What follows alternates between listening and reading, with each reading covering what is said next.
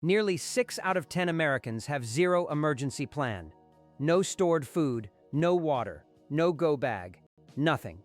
Think about that for a second. More than half the country is completely flying blind.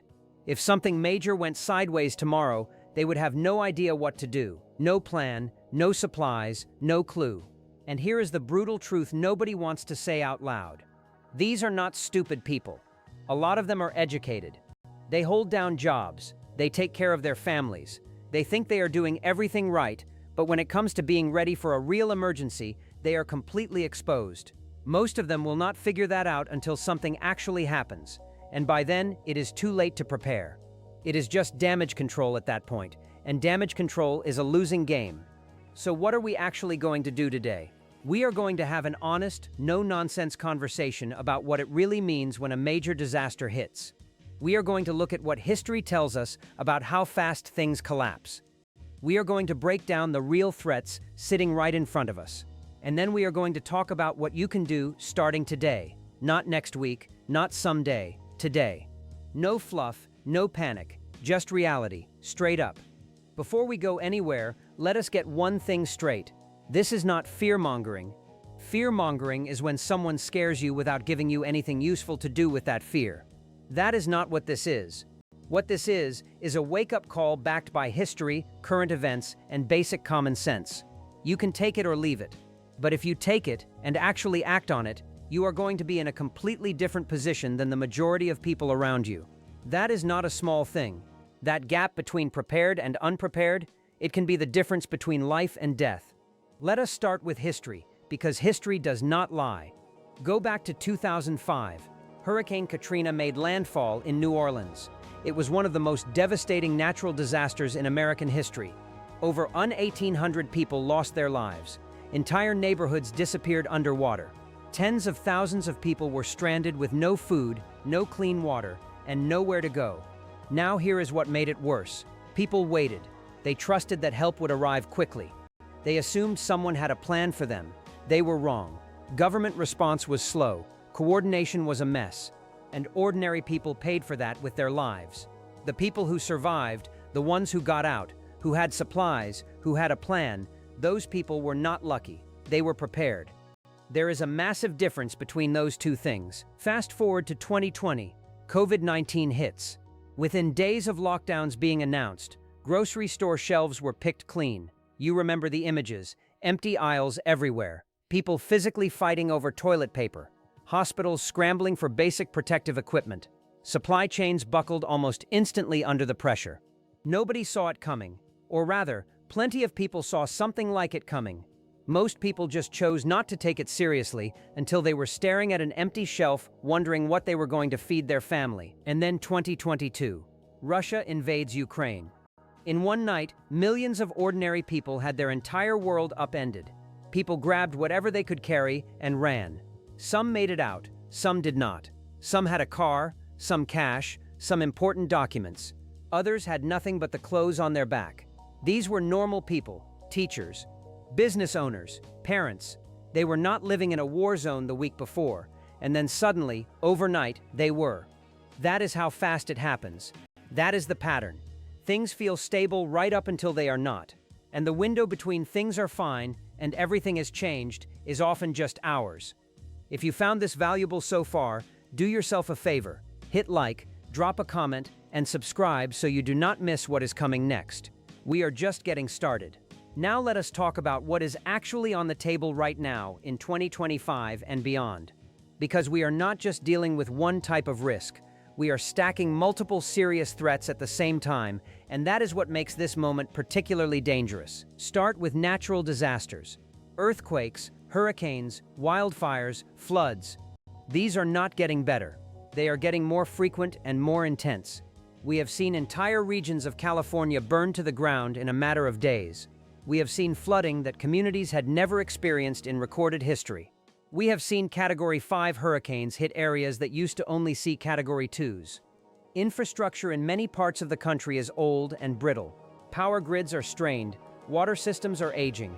When a major natural disaster hits, these systems do not just slow down. They can fail completely, and they can stay failed for weeks. Then you have the economic picture. Inflation has hammered the purchasing power of ordinary families. Global debt levels, both government and private, are at historic highs.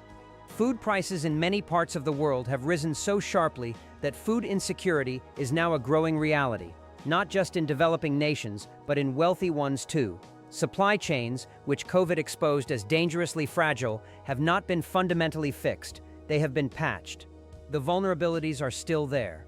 Another major disruption, whether from a pandemic, a conflict, or a severe weather event, could expose those weak points all over again. Then there is the geopolitical situation. You do not need to be a foreign policy expert to see that things are tense. The relationship between the United States and China is the most complicated and high-stakes it has been in decades. Russia's aggression in Europe has not resolved. Iran and Israel remain in a state of serious conflict. North Korea is always a wild card. Any one of these situations escalating could create ripple effects across the global economy, trade routes, energy markets, and more. And the average person would feel those ripples in ways that hit very close to home. Fuel prices, food prices, goods availability, interest rates. Cyber attacks are another layer entirely. Critical infrastructure like power grids, water treatment facilities, and financial systems is increasingly targeted by hostile actors. A serious, coordinated cyber attack on power grid infrastructure could knock out electricity for millions of people. Not for a few hours, potentially for weeks. Has that happened at scale in the US yet? No. But it has happened in smaller ways. It has happened in other countries. The capability exists, the motivation exists, and the defenses are not as strong as we would like them to be. And then there are pandemics. COVID was not some once-in-a-thousand-years event. Epidemiologists have been warning about pandemic risk for decades. And with global travel being what it is, a new pathogen can spread from one corner of the world to every major city in a matter of weeks. We saw it happen. We know it can happen again. So that is the landscape. Natural disasters ramping up, economic fragility, geopolitical tension, cyber threats, pandemic risk. These are not hypothetical scenarios. These are documented, ongoing realities. And most people are doing nothing to prepare for any of them. Let us take a moment and make this personal. Stop thinking about this in the abstract. Put yourself in the scenario right now.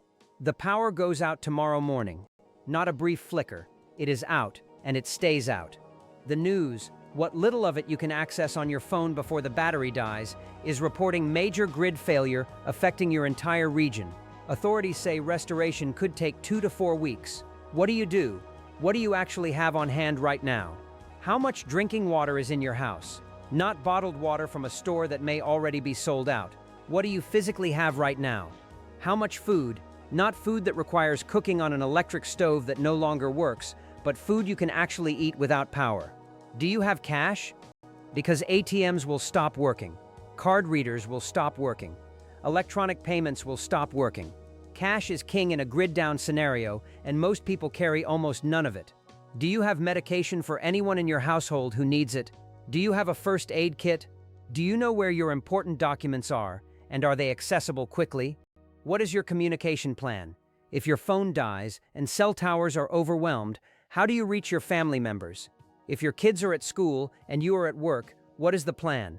Most people have zero answers to these questions, not because they are careless people, but because the normalcy of everyday life makes it easy to assume these situations will never actually happen to you personally. But they do happen, to real people, in places where people thought it would never happen. And the people who had answers to these questions, who had even basic preparations in place, fared dramatically better than those who did not. Like and subscribe if this is clicking for you. More people need to hear this. Share it with someone you know who needs a wake-up call. Now let us get into the actual meat of what you need to do. Not vague, feel-good advice. Real, practical steps you can start taking immediately. The first thing, and this is non-negotiable, is water. The human body cannot survive more than 3 days without it. In an emergency, your tap water supply can become contaminated or cut off entirely. You need a minimum of 1 gallon per person per day, and that is just for drinking and basic sanitation. For a family of 4, 2 weeks of water storage means a minimum of 56 gallons. That sounds like a lot. It is a lot. But you can build toward that goal over time. Start with a case of water bottles, then add more. Invest in large food-grade water storage containers. Get a quality water filter that can purify water from natural sources. The Life Straw and Sawyer Squeeze are two well-known options, and they are not expensive. Do not forget that your water heater tank and toilet tank contain water you can use in an emergency. Knowing where your water shutoff valve is matters too, because in some disasters, you want to shut off your water supply immediately to prevent contaminated water from entering your home. The second thing is food. You want a minimum of 2 weeks of food per person in your household. And this food needs to be practical. It should not require refrigeration. It should have a long shelf life. It should ideally not require much in the way of cooking or preparation. Think canned goods, beans, tuna, sardines, vegetables, soups. Think dried goods, rice, lentils, oats, pasta. Think high-calorie foods that provide real sustenance. Peanut butter is excellent. Nuts and seeds are excellent. Hard cheeses can last longer than people realize. Crackers, dried fruit, granola, protein bars. Do not overlook a manual can opener, an obvious thing that people forget constantly. You have 30 cans of food and no way to open them. That is a bad situation. Also think about the people and animals in your home with specific needs. If you have a baby, you need formula and baby food. If someone is diabetic or has dietary restrictions, account for that. If you have pets, have pet food stored as well. As you build your food supply, rotate it. Eat what you store and replace it. This way nothing expires and gets wasted, and you are always maintaining a fresh supply. The third thing is your go bag. This is critical. A go bag is a bag that is always packed and always ready. If you have to leave your home in 15 minutes or less, you grab it and you go. No searching around for things, no wasting time. You grab the bag and you move. What goes in a go bag? Start with water and some food. Include a quality flashlight and extra batteries. Pack a first aid kit that is actually stocked, not just an empty case. Include a portable phone charger and keep it charged. Get a water filter. Pack a basic multi-tool or pocket knife. Include copies of your most important documents: passport, ID, insurance information, bank account information, medical records. Add some cash in small bills. Include a basic change of clothes. Pack any prescription medication you need, along with a basic supply of over-the-counter pain relievers and stomach medication. Include a whistle for signaling, an emergency thermal blanket, and basic hygiene supplies like wet wipes, hand sanitizer, and a toothbrush. If you have children, pack items specific to them. If you have elderly family members with specific needs, account for those. Your go bag should weigh something you can actually carry for an extended period. Do not pack it so heavy that you cannot move quickly with it. The goal is mobility and readiness. The fourth thing is knowing your home. Do you know where your gas shutoff valve is? Do you know how to use it? Do you know where your electrical panel is and how to cut power to specific areas of your home? Do you know where your water main shutoff is? In a fire, a gas leak, a flood, or an earthquake, knowing these things and being able to act on them quickly can save your home and your life. Learn them now, before you need them. Just past 2,000 words in and still going strong. If this content is hitting different for you, hit that like button. Subscribe if you have not already. These conversations matter. The fifth thing is a communication plan. This one gets underestimated constantly. People assume that in an emergency they will just call each other. But cell networks get overloaded and crash during major disasters. Towers go down, power goes out, and phones die. You need a plan that does not rely entirely on smartphones working.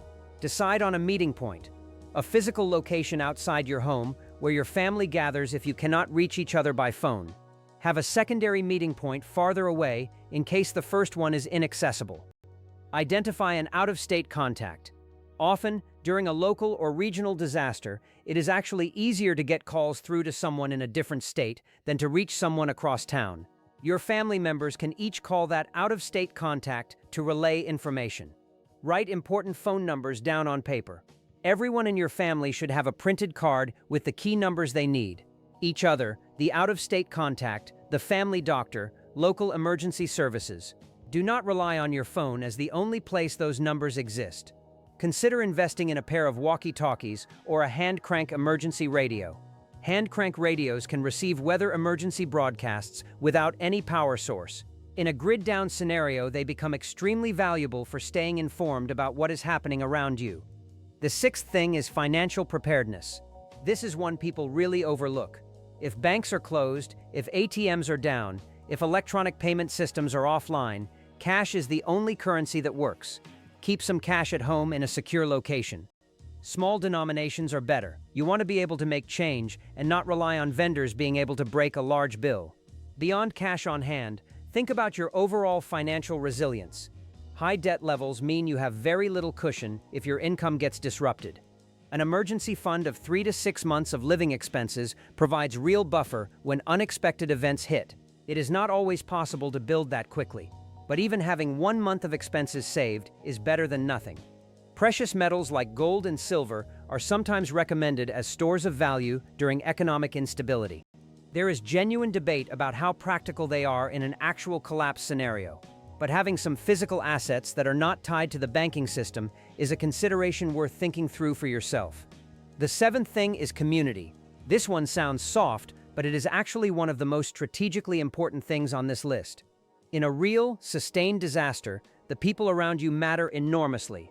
Know your neighbors, not just their names, but their capabilities. Does someone on your street have medical training? Does someone have a generator? Does someone have a large supply of food? In a community that is connected and trusts each other, people pool resources, share information, look out for each other. The isolated individual or family is far more vulnerable than the connected community. Being part of a local preparedness group, a neighborhood watch, a community emergency response team, any of these structures can dramatically increase your resilience. These are not paranoid survivalist groups. They are ordinary people who have decided that working together makes everyone safer. The eighth thing is security. This is blunt, but it needs to be said. In a serious, extended disaster, resources become scarce. When resources are scarce and supply systems break down, crime goes up. History shows this every single time. You do not have to become some kind of tactical operator, but you should think about the security of your home. Know your entry points and their vulnerabilities. Think about what you would do if someone tried to break in. Have a plan for defending yourself and your family if it comes to that. If you are legally able to own a firearm and are willing to do so responsibly, including proper training and safe storage, that is a personal decision worth considering. If firearms are not something you want, there are other options. A quality home alarm system, reinforced door locks and strike plates, good exterior lighting. Dogs are genuinely effective deterrents. Whatever you choose, think about it now. Do not think about it for the first time when you actually need it. Quick break in the content. If you are still watching, you are already in the top tier of people who are taking this seriously. Drop a comment below letting me know where you are watching from. Like the video. Subscribe. We will keep going. The ninth thing is medical preparedness. Most people have a small first aid kit somewhere. Bandages, maybe some antiseptic. That is a starting point, but it is nowhere near enough for a serious situation. Build out a real medical kit. Include different sizes of bandages and gauze. Include medical tape, antiseptic wipes, antibiotic ointment, and butterfly closures for deeper cuts. Include a tourniquet, because uncontrolled bleeding is one of the most common causes of preventable death in emergencies.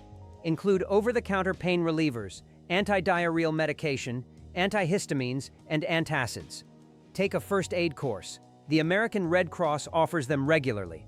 Learn how to treat wounds, manage shock, perform CPR, and recognize the signs of a heart attack or stroke. These are skills that cost you a weekend, and that you will potentially use at some point in your life, regardless of any disaster scenario. If anyone in your household takes prescription medication, talk to your doctor about maintaining a small emergency supply. Most doctors are willing to prescribe a slightly larger supply to allow for an emergency reserve. Store medications properly, follow expiration guidelines, and rotate them like you rotate your food supply. The 10th thing is power. Modern life depends on electricity in ways we barely register until it is gone. Phones, medical devices, refrigerators, communication, lighting, all of it runs on power. There are several ways to build resilience here. A quality portable power station, the kind you can charge at home and then use to run small devices during an outage, is a solid investment. Many of them can also be charged via solar panels, which makes them functional even in an extended outage. A generator, either gasoline or propane-powered, provides more significant backup power. But generators come with serious considerations. They need fuel, which also needs to be stored safely. They produce carbon monoxide and cannot be run indoors. They are loud and can attract attention in a security-sensitive situation. If you go the generator route, learn how to use it safely and store fuel properly using fuel stabilizer for longer storage. Solar power is increasingly accessible and affordable. Even a small solar setup on your roof or portable solar panels can charge batteries, run lights, and keep essential devices powered. If you have the financial ability to invest in a home solar and battery storage system, it is one of the most meaningful resilience investments you can make. At minimum, have a hand crank or solar-powered flashlight, a hand crank or battery-powered radio, and a way to charge your phone without grid power. Still with me? Good. Let us keep pushing. Like, comment, and subscribe if you want the rest of the series. We have a lot more ground to cover. The 11th thing is mental and psychological preparedness. Nobody talks about this enough. Disasters are not just physically demanding, they are psychologically devastating. Stress, fear, uncertainty, loss. These things break people down just as surely as physical hardship does. Think about how you respond to stress. Be honest with yourself. Do you freeze? Do you panic? Do you get angry? Knowing your tendencies is not weakness, it is intelligence. Because if you know you freeze under pressure, you can build systems and habits that reduce the need for on-the-spot decision-making. Written plans, preset meeting points, pre-packed bags. The fewer decisions you have to make in the moment, the better you will function. Mindfulness practices, whatever form works for you, whether that is meditation, prayer, exercise, journaling, build stress resilience over time. People who have regular practices for managing stress handle high-pressure situations better. That is not wishful thinking. That is documented in research on emergency responders, soldiers, and disaster survivors. Talk to your family about preparedness without creating fear, especially with children. Kids are perceptive. They pick up on anxiety. But if you frame preparedness as a family skill, as something you do because you are smart and responsible, not because you are scared, children learn to see it the same way. Running a family fire drill is not terrifying. It is empowering.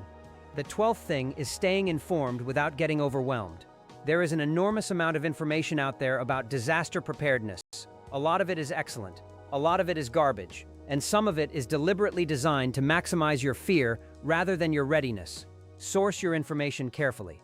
Government emergency management agencies like FEMA publish practical, evidence-based preparedness guides. Red Cross has solid resources. Local emergency management offices often have region-specific information about the particular threats most likely to affect your area. Be skeptical of content that is heavy on apocalyptic predictions and light on actionable advice. Be skeptical of anything that seems more interested in selling you something than in genuinely informing you. Be skeptical of information that cannot be verified through multiple credible sources. Stay current on actual news and developments, but set limits on how much doom scrolling you do. There is a point where consuming more disaster news stops being informative and starts just being anxious. Know where that line is for you. The 13th thing is practicing. This is the step that separates people who are theoretically prepared from people who are actually prepared. Having supplies is important. Knowing how to use them is equally important. Cook a meal using only your stored food and no grid power. Try it. See how it goes. You will quickly discover gaps you did not know existed. You will figure out that your camp stove needs fuel. You will realize you do not know how to properly use your water filter. You will find out that your family has no idea what the meeting plan is. Run a family drill. Practice evacuating your home in under 5 minutes. Practice what you would do if you could not go back in. Practice how you would communicate if phones were not working. Use your first aid kit. Actually open it and familiarize yourself with what is in it. Know how to use every item. A tourniquet is only useful if you know how to apply it under pressure. The more you practice, the more these skills become automatic. And when disaster strikes, automatic is exactly what you need. Coming up on the home stretch, you are still here, which tells me you are serious. That is the right call. Hit like, drop a comment, and make sure you are subscribed. The next videos in this series go even deeper. The 14th thing is insurance. A practical, unglamorous, but critically important piece of the preparedness puzzle. Most people are underinsured for the disasters most likely to affect them. Standard homeowners insurance does not cover floods, You need a separate flood insurance policy for that. Standard homeowners insurance often has significant gaps in earthquake coverage. Check your policy. Understand exactly what you are and are not covered for. Life insurance matters if you have people depending on your income. Disability insurance matters even more for many people, because the odds of being disabled and unable to work at some point in your career are substantially higher than the odds of dying young. Know what your policies cover. Keep copies of your policy documents in your go bag or in a secure cloud storage location accessible from anywhere. In the aftermath of a disaster, being able to quickly access your insurance information and file claims efficiently can make an enormous difference in how quickly you recover. The 15th thing is thinking long-term beyond the immediate disaster. Most preparedness advice focuses on the first 2 weeks of a crisis. That is valid. The first 2 weeks are critical. But what happens after that? If a disaster is severe enough and prolonged enough, you may need to think beyond your initial supply cache. That means thinking about food production. A small garden, even container gardening on an apartment balcony, can supplement your food supply in an extended situation. Learning basic preservation techniques, like canning, dehydrating, or fermenting food, extends the life of fresh produce dramatically. It means thinking about water sources beyond stored supply. Know the natural water sources near where you live.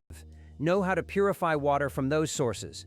Know whether those sources are likely to be contaminated in the type of disaster most likely to affect your area. It means thinking about skills and knowledge as assets.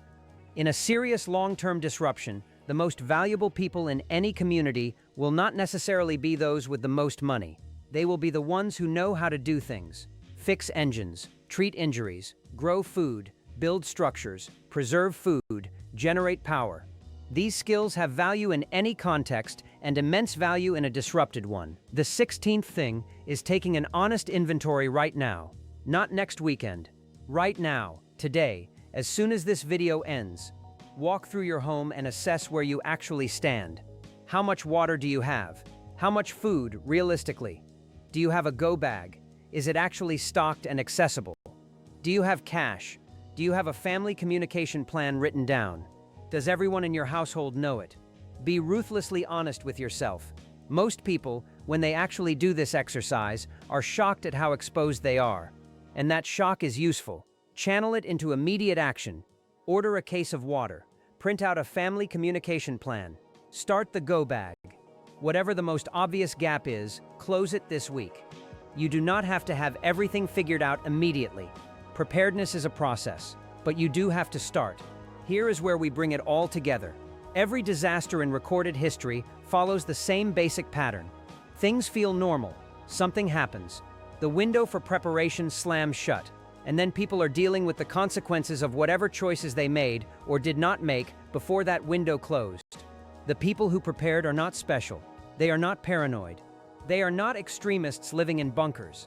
They are ordinary people who looked at the evidence honestly and decided to take responsibility for their own safety and the safety of their families. That is all this is, responsibility. Not panic, not fear, responsibility. The next major disaster is not going to send a calendar invite.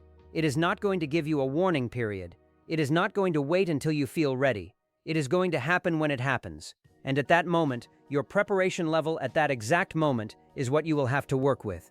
The government cannot save everyone. Emergency services cannot reach everyone immediately. In a truly massive disaster, it may take days or weeks before meaningful outside help arrives. In that window, you are responsible for yourself. Your family depends on you to have thought about this. The gap between the people who will be okay and the people who will be in serious trouble is not some massive, expensive, complicated thing. It is 2 weeks of water and food. It is a go bag. It is a written plan. It is some cash. It is basic first aid knowledge. It is a conversation with your family about what to do if something happens. These are not extreme measures. They are basic adult responsibility in a world that is genuinely and demonstrably unpredictable.